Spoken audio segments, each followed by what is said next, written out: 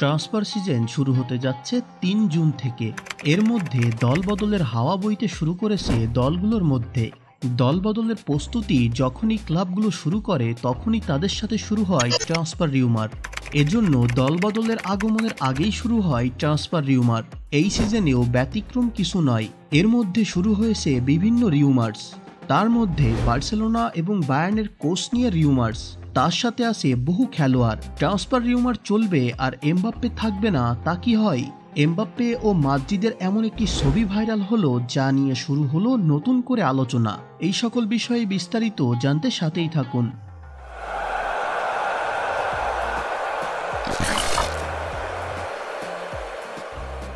প্রথমেই কোচের বিষয়ে আসা যাক।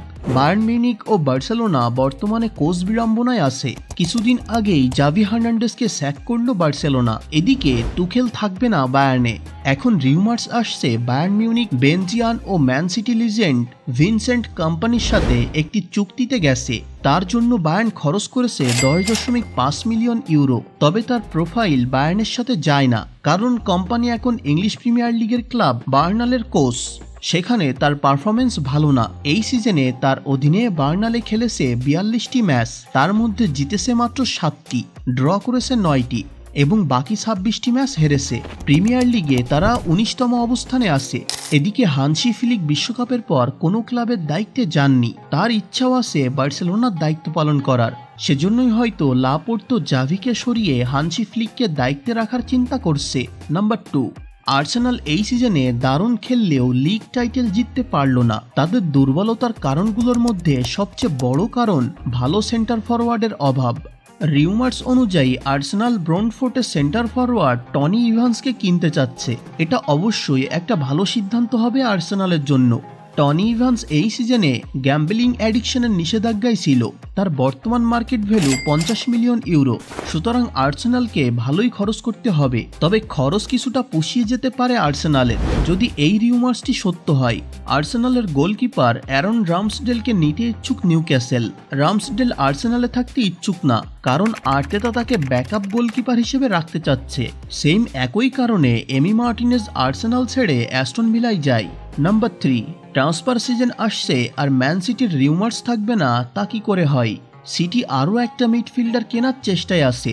ব্রাজিলিয়ান মিডফিল্ডার লুকাস পাকেইতারকে ওয়েস্ট হ্যাম থেকে নিজেদের দলে নিতে চাচ্ছে সিটি। মূলত কেভিন ডি ব্রুইনার উপরে চাপ কমানোর জন্যই পাকেইতারকে নিতে চাচ্ছে সিটি। এতে ডি ব্রুইনার ইনজুরির সম্ভাবনাও কমে যাবে এবং বিগ ম্যাচে 100% এফোর্ট পাওয়া যাবে।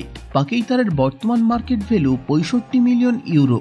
সুতরাং বেশ ভালো দাম খরচ করতে হবে সিটিকে। নাম্বার 4, শুধু ব্রাজিলিয়ান নয়, আর্জেন্টিনাও আছে আজকের ট্রান্সফার রিউমার্সে।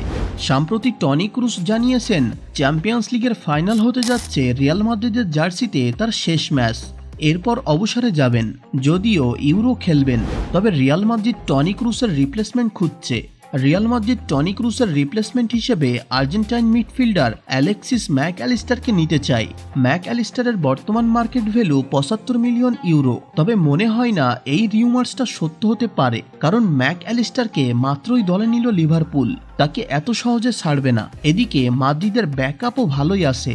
নাম্বার 1, এবার আসা যাক এমবাপ্পে ও মাদ্রিদের ভাইরাল হওয়া ছবিগুলো নিয়ে। এখানে কার্লো আনচেলত্তি ও বেলিংহ্যামকে দেখা যায়। ছবিটি ড্রেসিং রুমের। বেলিংহ্যামের মাথার পিছনে এমবাপ্পের একটি ব্লক দেখা যাচ্ছে, যেখানে তার নাম্বার 9।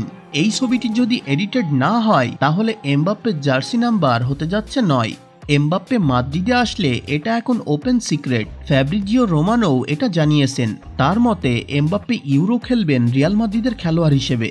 তো আপনার কি মনে হয়? ভিডিও সম্পর্কে আপনার মতামতগুলো কমেন্ট করে জানিয়ে দিন এবং ভিডিওতে লাইক দিয়ে চ্যানেলটি সাবস্ক্রাইব করে সাথে থাকেন। কথা হবে পরের ভিডিওতে।